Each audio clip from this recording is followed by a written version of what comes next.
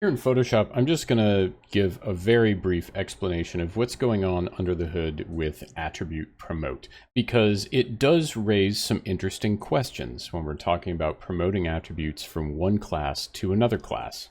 So let's say we have an arbitrary float attribute. Doesn't matter what it's called, but the points are going to have the values, let's say 1.5. 25.41, negative 12.0, and 146.02. Some random values, right? And I want to promote those values to my primitive. So I want to take all those values and I want to put them on the primitive. The question is, because I can only have one value, because I only have one primitive, which value does it choose? What number? Because I have four drastically different numbers. What number goes here? The answer is it kind of depends on what operation you've chosen for the attribute promote. So by default, it's going to be average. So it's going to take the average of whatever these four numbers are and throw that in there. So, you know, in this case, who knows, maybe it's, we'll call it like 110.5, whatever. Just making numbers up. So that would be like an average, right? If we could do maximum, which would take the largest of the four numbers, which would be 146.02. That would be the maximum. We could do the minimum, which in this case would be negative 12.0, right? Because that's the smallest value. And there's a few others. There's a handful of others that Houdini has that we can play with. So back in Houdini, let's go ahead and throw in that attribute promote SOP. And let's move our attributes where we need them. So we're going to take them from the vertex to the primitive class. And we're going to make sure that we grab all three of these noises. Now this field is nice because it'll actually let me grab all three of those. So currently we're setting this to average, and we might come back and mess with that in a minute, but let's see what the result is here. So if I middle mouse here, now you can see I have three primitive attributes: noise 1, noise 2, noise 3, and they're all single float values, which is fantastic. That's exactly what I want. They're also no longer on my vertices. So my vertices have normals and they have UVs, and then my primitives have noise 1, noise 2, and noise 3. Fantastic. Now that we've got that attribute promoted, let's go ahead and throw in a color SOP and actually look at what this attribute is giving us. So we're going to throw in a color SOP, and we're going to wire this up, put our display flag down here. We're going to change our class to primitives because that's where the attributes live that we want to access, right? These guys here, these noise attributes. And we're going to change the color type from constant to ramp from attribute. And then the first attribute we're going to look at is noise 1. And there it is. There's our noise 1 attribute. You can see that that's animating. That's coming through the alembic just fine. We can look at noise 2. This is our noise 2 attribute. You can see that kind of gently moving in there. And let's look at noise 3. So this is our noise 3 attribute. So we have three different types of noise coming through here, and that's each of these right here. And the color SOP is allowing us to visualize them.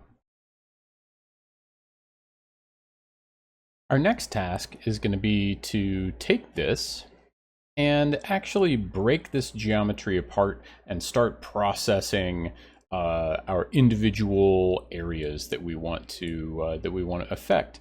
So the first thing I want to do is actually stop this from animating. The animation is cool, but at the moment it's actually going to cause me more trouble than anything else. If I accidentally move this timeline, it's going to screw things all up for me. So what I want to do is throw in a time shift node, and that does kind of exactly what it says it does. It shifts time.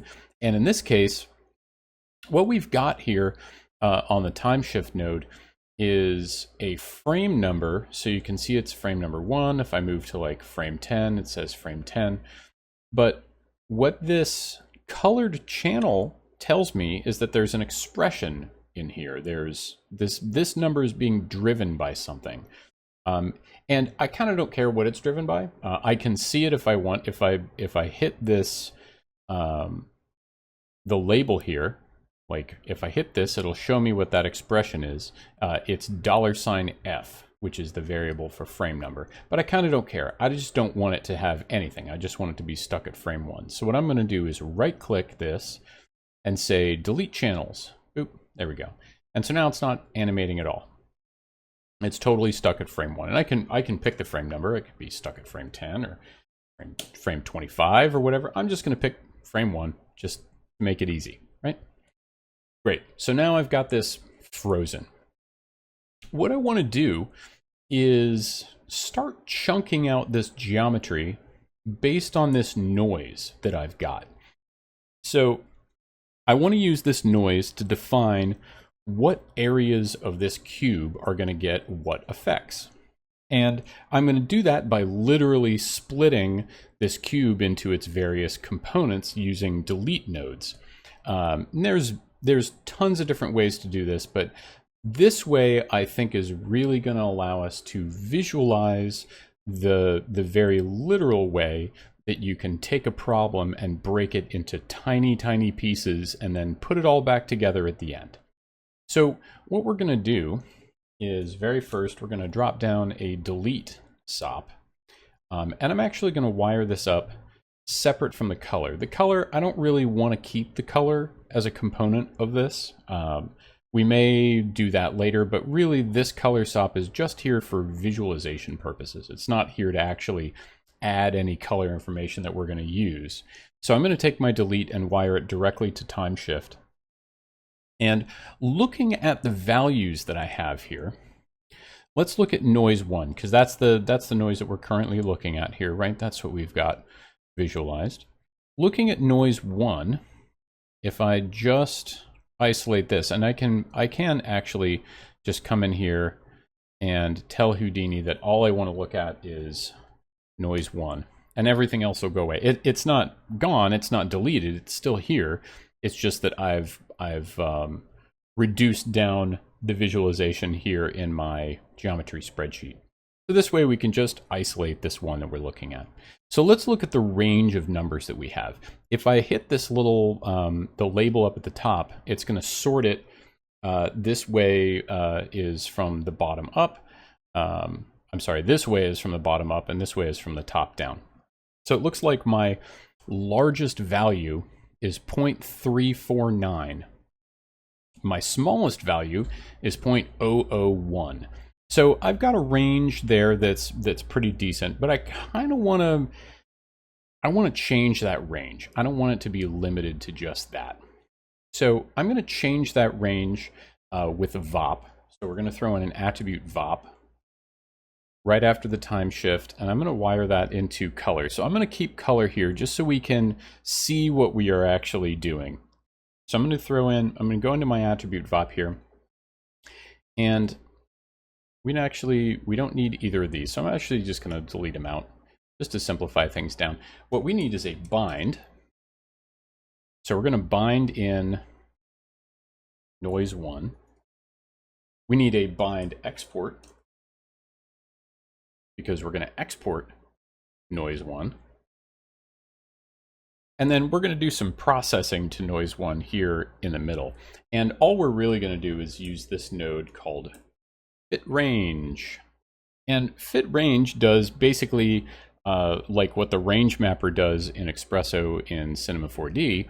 It takes an input range and remaps it to an output range. So I'm going to take my noise 1, I'm going to plug it into the value input, and take my output and plug it here into noise 1. And we're not going to notice any difference at first, because right now it's remapping 0 to 1 to 0 to 1. So everything is the same.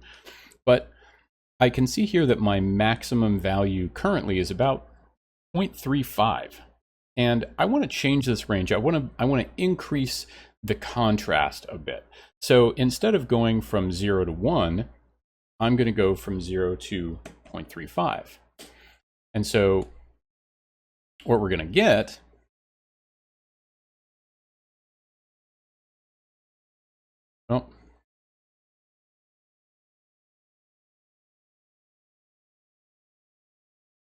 So what I want to do is go from 0 to 1. Instead of going from 0 to 1, I want to go from 0 to 0.35. And we're going to see what we get. And we see no change. That's because I forgot, back here in the attribute VOP, to make sure that this runs over primitives, not points. So now we can see that contrast that we're after, right? So if I look at my values, now I go from 0.003 to 0.98. So I've got a nice range from 0 to 1 of random values. And it means that I don't have to get quite so granular with my numbers. Cool. Let's go back to our delete SOP. So I'm going to move my display flag over to here to the delete SOP, and I'm actually going to bring back my other attributes. Let's go ahead and bring all those back. It's like this. So now I can see them all. So what I'm going to do is I'm going to delete some of these polygons based on this noise1 value. So what we're going to do is under number, I'm going to leave everything here default because we're running over primitives. So we're going to be deleting primitives, which is good. And currently we're deleting by pattern, which means like I could say, you know, delete number 5, and it's going to delete polygon 5 sitting down here, right? I could say delete polygon 15 as well. That's going to be this one. I can say 23, and that's going to delete this guy here. That's not really what I want. I want to delete based on this noise1 value. So I'm going to change this from delete by pattern to delete by expression. And immediately it deletes everything. Well, that's not really what I wanted. And that's because this filter expression is set to 1. That means all polygons, all gone. If I set this to 0, it's not going to delete anything. But what this gives me is a box where I can write a little expression. And that expression is simply to say whether or not a value, the polygon's value of this noise1 attribute is greater or less than a number that I specify. So we're going to say at noise1, which is my attribute, we're going to say if it's less than, say, 0.8, it's going to be deleted. Boom. There we go. So all polygons with a noise1 value less than 0.8 are now gone. Cool. And that leaves me with these polygons here, which is not very many, but that's okay for the moment. Let's actually go down to, let's try 0.75. Okay, that's a few more. We'll stick with 0.75 for the moment. Now that I've got these all separated out from the rest of the group, there's a couple of things I want to do. First of all, I want to break off this delete SOP. And one of the functions of the delete SOP is that we can actually delete the opposite. So we can do sort of a delete non-selected. So that's going to leave us with the rest of the geometry with just some holes in it, which doesn't sound super useful, but it'll be great for when we bring everything back together at the end. So I think what I'm going to do is switch the color in this delete. We're just going to scooch this delete off to the side. We're going to operate on this one. One of the things that we're going to want to do is actually separate out these components. Now, when we were talking about points versus vertices and everything, things like this, if we look at the point numbers that we have here, we have 0.42, 45, 44, 41, etc., right? And these polygons, which in this case are polygon 10, 11, and 9, they're all sharing all those points at the moment. But what I can do is actually break them out so that they all have their own unique points, and I can process them as individual polygons as opposed to processing this unit as a group. That's kind of what I want to do here. So that's kind of what I want to do here. So what we're going to do is drop in a facet SOP. And a facet SOP will allow us to do unique points. Now, watch the point numbers. When I click this unique points, we're going to get points that are actually overlapping. So it's a little hard to tell there, but point 48 is actually overlapping with another point, same with point 46 and whatnot. So if we look up here at the delete SOP, we have a total of 46 points. If I look down here at the facet SOP, I actually have 60 points because each of these polygons now has 4 completely unique points. They are no longer sharing points, which is kind of cool. That's going to allow us to really process each polygon as its own object without affecting the neighboring polygons. So the next thing we're going to want to do is do sort of an inner extrude. I want to create these kind of like walled extruded areas. So we're going to use a poly extrude SOP. And instead of extruding distance like this, so this is normally what you would do with an extrude, right? That's what you think of. We're actually going to extrude inwards. So we're going to change the inset. And you can see what that's done is it's done basically an extrude inner kind of function. Cool. Now I do want to, down the line, I want to be able to process the sort of outside versus the inside separately. And I can do that by setting up groups. If I scroll down here in my poly extrude parameters, so I'm outputting the front, I can also say output a front group. Same thing with the side, output a side group. So if I middle mouse, you can see I've got 2 primitive groups now, extrude front and extrude side. Great. And I'm actually just going to put a 1 in front of each of these because I think I'm probably going to do a few of these, and I want to distinguish between the group that gets created here and groups that maybe get created later down the line. All right, so our next step is going to be to actually extrude those walls outwards based on our noise 1 attribute. So let's go ahead and do another poly extrude. Throw that in here.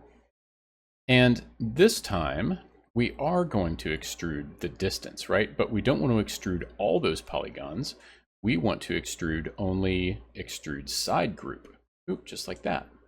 Great. So now I have these little sort of boxes, right? They're all extruding at the same distance at the moment. They're all the same, but we can change that pretty easily. We've seen this before. So we're going to go to local control tab and we're going to turn on distance scale. And it's currently looking for a Z scale attribute, which I don't have, but I do have noise 1. I can just plug that right in there. Noise 1. Great. You can see now each of these boxes, like these 3 in particular, they all extrude at different amounts.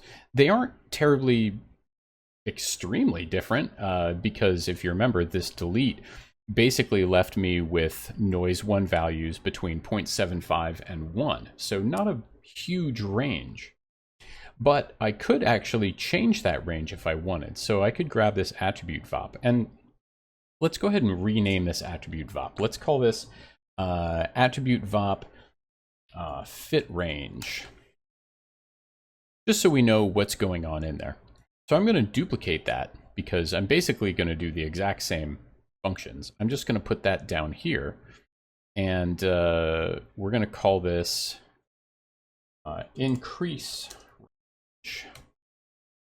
And I'm going to jump inside and I'm going to go to this fit range, which currently is taking values from 0 to 0.35. I want it to go from 0.75 to 1.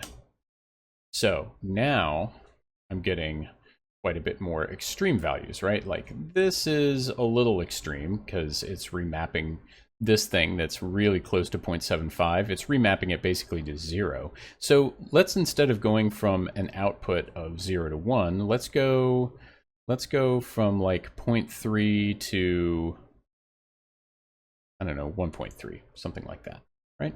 So now I've got some pretty good contrast in there. Like these are pretty cool and those are fun. Yeah, that's great. We're gonna stick with that. So now that we have these here, what I want to do is let's reduce how far they're sticking out at the moment.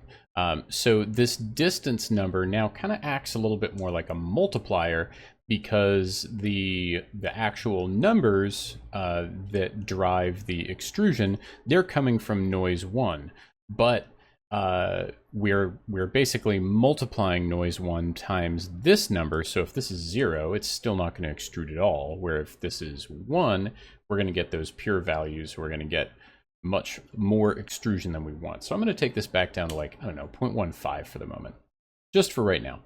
We might crank that up in a little bit. Let's try 0.1. So now what I want to do is actually just extrude just these back faces, or inset those back faces only. I don't want to do anything with the walls, just that back.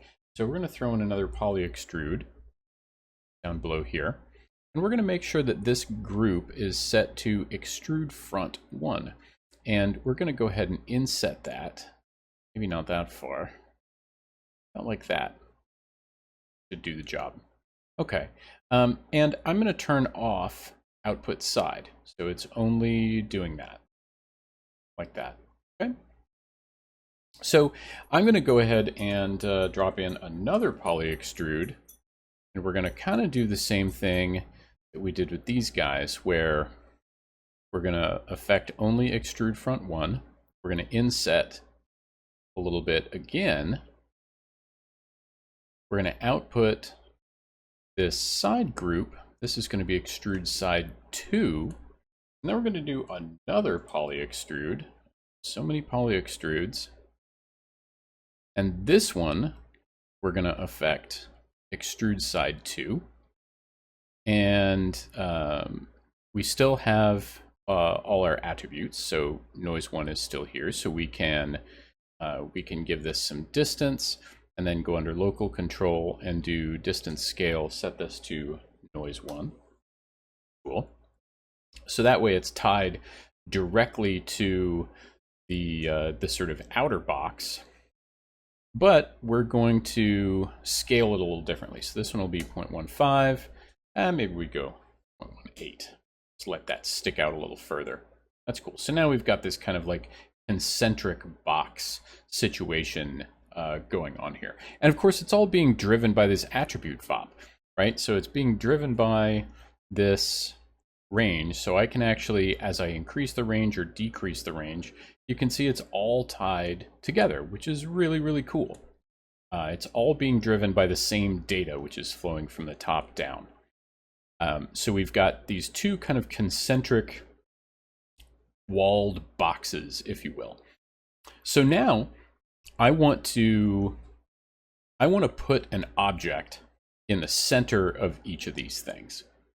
And the way that I'm going to do that is I'm going to get the sort of center position of this extruded back geometry, and I'm going to copy a bunch of objects to it. So the way that I'm going to do that, I'm going to throw in a delete SOP, and we're going to separate out just the geometry in the back there. And that is this extrude front 1 group. So when I do this, it's going to delete the extrude front 1 group. I want to delete non-selected. So I want to leave just the extrude front run there. I want to leave just the extrude front 1 group. So I'm actually I'm gonna duplicate this, and over here we are gonna set this to delete selected so that we have the opposite of that as well, and we can merge those back together later. But let's focus our attention on this stream here. So my goal is to essentially find the center point of each of these squares, and basically do what you would do with like an object cloner where you're actually cloning an object or copying an object onto each of those points. Now, I don't want to do all the points because then I'm going to get an object on every corner. I just want a point in the center. The way that we're going to do that, we could do that several different ways, but we're going to do it kind of a cheap, easy way. We're going to pack that geometry again. So if you remember way back here, when we did this unpack operation, when we were bringing this alembic in, this alembic came in as one packed primitive with a single point. If I turn on point mode, you can see, or maybe you can't see, it's there. It's at the world origin. But there is one point at 0, 0, 0 in the middle. Even though this geometry has a whole bunch of points, there's one point right in the center. And we can actually take advantage of that. By the way, I'm hitting space G to see everything in the viewport here. So when you see me jumping around like that, that's what's happening. I'm hitting space G. But we can take advantage of that packing, creating a point at the center of each of these polygons. We can take advantage of that for our purposes here. So what we're going to do, we could use a pack node. The problem is, what a pack node is going to do for us is it's going to pack all of this geometry into one thing, and then we're going to get a point that's not where we want it to be. Our point is over here instead of in each of the squares. That's not very useful. And I also only have one pack geometry, so that's not going to work. Can't use a pack SOP. What we're going to do is use the assemble SOP. Now, the assemble SOP does a whole bunch of things. But what we're going to use it for is to create packed geometry. And what it does is, instead of packing all of this stuff into one object, it goes and finds all of the polygons that are physically connected to each other and packs those into their own packed geometry. And in this case, we don't have any polygon that's connected to any other polygon. They're all separate objects. So we're going to get one packed geometry for each of these squares. So what I'm going to do is click on Create Packed Geometry. Boom, there we go. And now we can see we have one point in the center of each of these polygons. That's exactly what we want. Now, I can actually just delete the primitives at this point and just leave the points. So we're going to throw in another delete SOP. I don't have to do this. It just helps with visualization. Plus, this is kind of a handy way of using the delete SOP. So if I want to delete all the polygons but keep the points, what I do is make sure I set my entity to primitives for my delete SOP. I click on Keep Points, and then I need to change this pattern. So when we're talking about this little pattern here, what we have is exclamation point star. What that means, what the star means, let's start there. The star means everything. So when you have a star in a field like that, or an asterisk, that means all of it. Do everything that's coming into that. What the exclamation point means is not. So what this literally says in terms of Houdini code is not everything, or nothing, right? Now, if I delete this exclamation point, I'm just going to be left with the star, which means it's going to delete everything except keep the points. So I'm going to do it. There we go. Perfect. So now we've got all of these points just kind of floating out in space. And you can see that here. We have 15 points and nothing else. I don't have any idea where these primitive attributes are being stored because I have no primitives. I have nothing.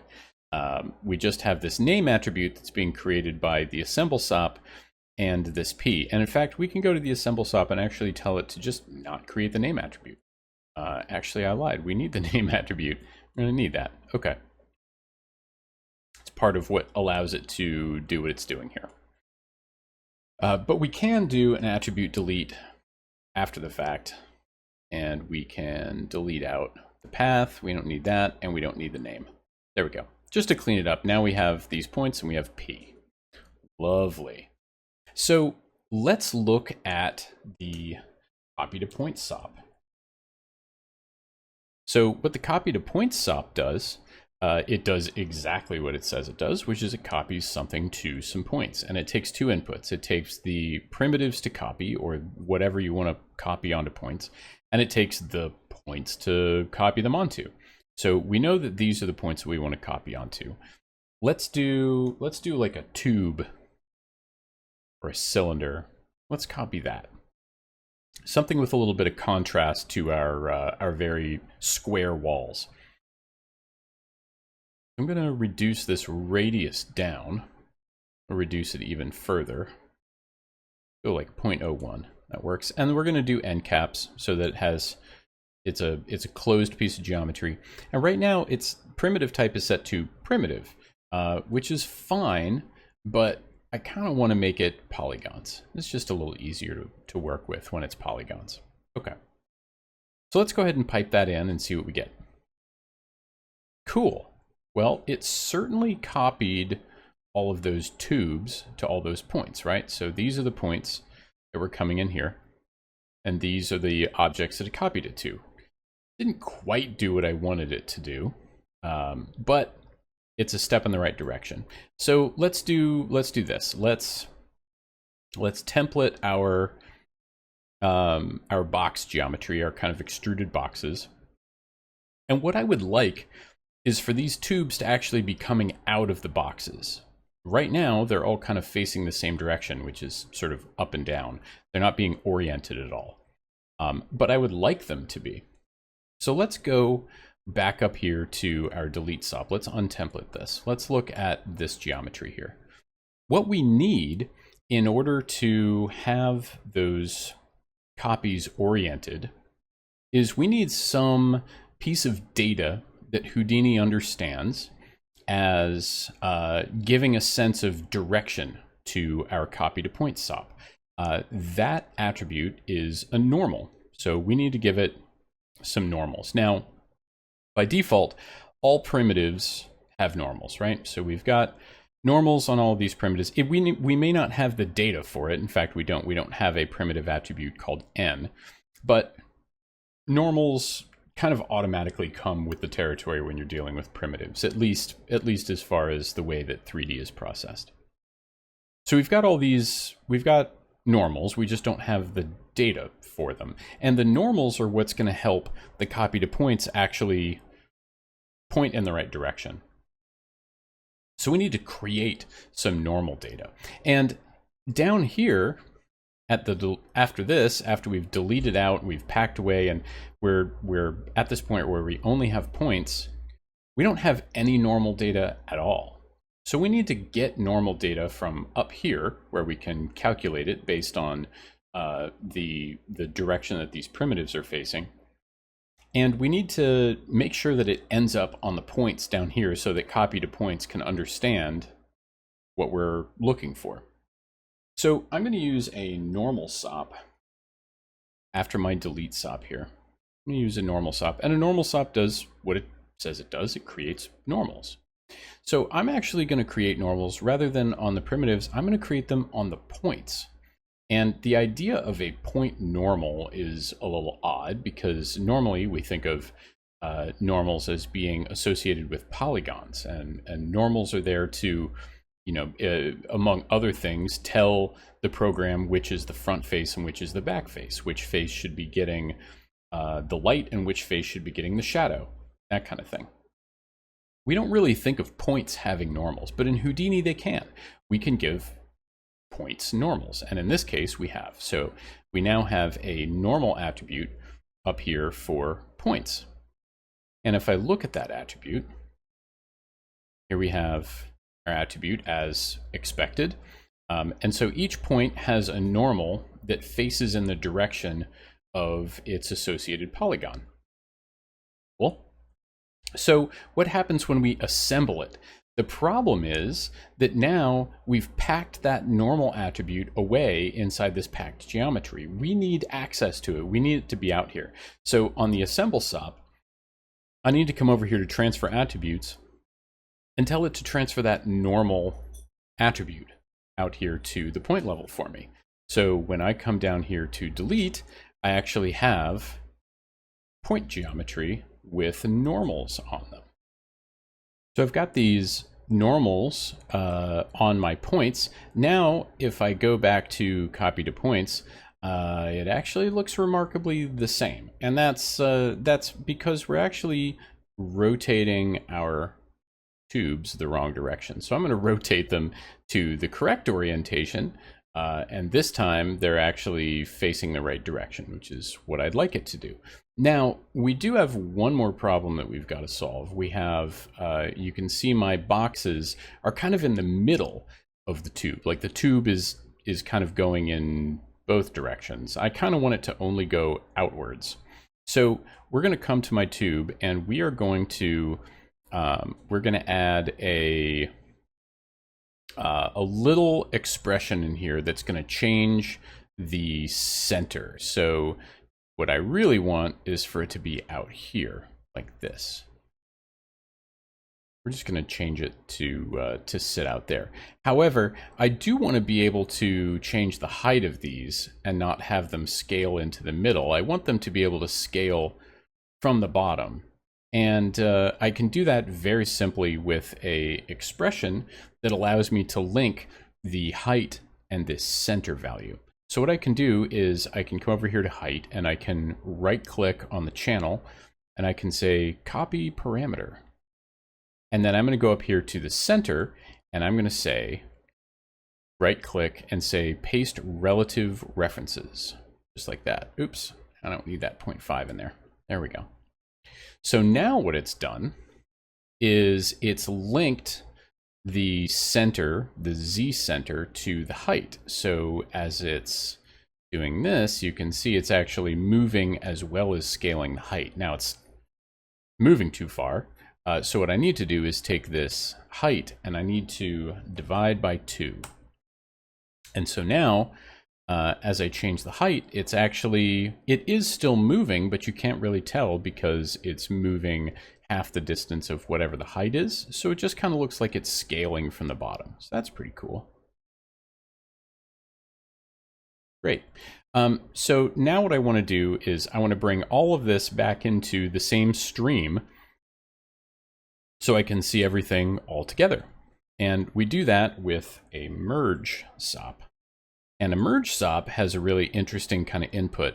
It doesn't have just 1 or 2 or 4 or whatever. It has this kind of bar, which lets me know that I can put as many things in there as I want. It doesn't matter. So we're going to merge in these tubes, we're going to merge in these boxes, and then we're going to set our visibility flag, and now we can see the tubes and the boxes together. Now, I have this funny little error down here. And if I get one of these, I can middle click on the node and figure out what the error is. And this says we have a mismatch of attributes on the inputs. So basically it's saying that some inputs have some attributes that other inputs don't, and it doesn't know what to do about that. So specifically over here, we have almost no attributes. And over here, we have all of this other stuff. That's fine. I'm honestly not too worried about that at this point. And because we've kind of reached the end of what we're going to do with these particular polygons, I can actually just delete out all the attributes that I've got over here. So we're going to do an attribute delete just to make Houdini happy. It's one of the reasons why we're seeing these tubes turn black. So here they look all normal and here they look weird and backwards. It's because we have no normals over here, but we do have normals over here, and so Houdini gets a little confused about how to merge those attributes together when they don't exist. So just like before, when I said the star or the asterisk means everything, in this case, we're just going to put an asterisk in all these boxes, and what it's going to do is it's going to delete all of those attributes. So now I have no attributes. I still have these groups, and that's fine. I'll just leave those in there. But now Houdini is very happy because I have no attributes coming in here, no attributes coming in here. And so technically it matches up. So that's one stream. I'm going to go ahead and throw in a null object at the bottom of this. And just for the sake of organization, we're going to call this out extruded polys. Cool. So next, what I want to do, I want to continue with this sort of merge thing, and I want to take all of this and merge it all back together. So throw in a merge, just to see how things are coming along, make sure I haven't screwed anything up. I'm going to take the out extruded polys and merge that with this delete so that we can see what we have. And again, we have a little error, that's okay. I'm not so worried about that at the moment, really just to make sure that all our polys line up okay.